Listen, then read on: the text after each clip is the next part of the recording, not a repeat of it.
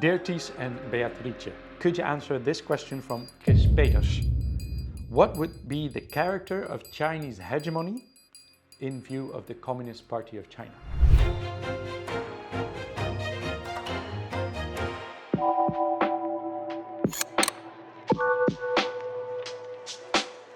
In Beijing's view, the current order is based on the hegemony of the so-called West.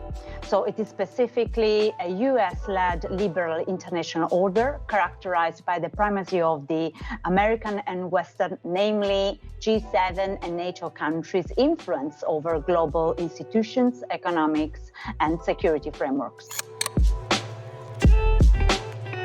The reasons why China is challenging it are linked to both Beijing's worldview, let's say, and China's empowered international status.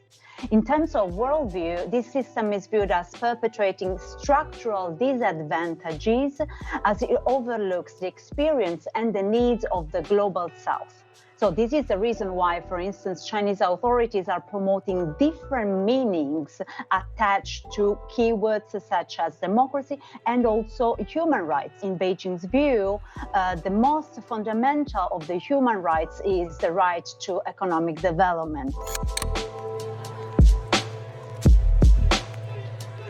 So platforms such as BRICS Plus, which has, because it has been enlarging over the years, and also the Shanghai Cooperation Organization is another one. At the very heart of these platforms, there is the idea that countries with different political institutions, different worldviews, different values can cooperate to the creation of a world order different from the US-led one.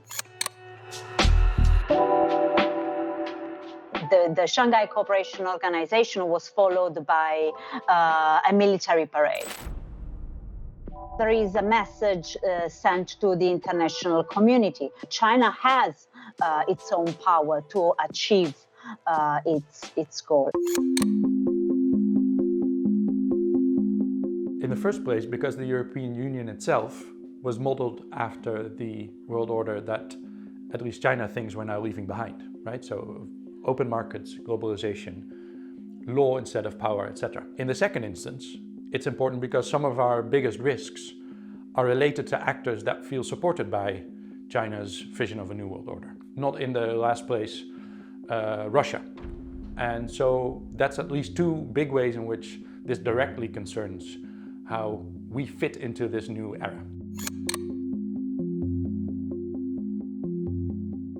This new world order is in the first instance about power blocks that assert their identity first. Before starting to talk about interests or policies or instruments, they assert their identity. They tell their story of who China is and what it wants to achieve. Trump is doing the same for America, rewriting the American narrative. So I think to have influence, it's very important for the EU to express a European identity and a story to go along with it on the great power stage, so that it is clear for our others, if they want to cooperate with us, in what way and along which lines they can do so.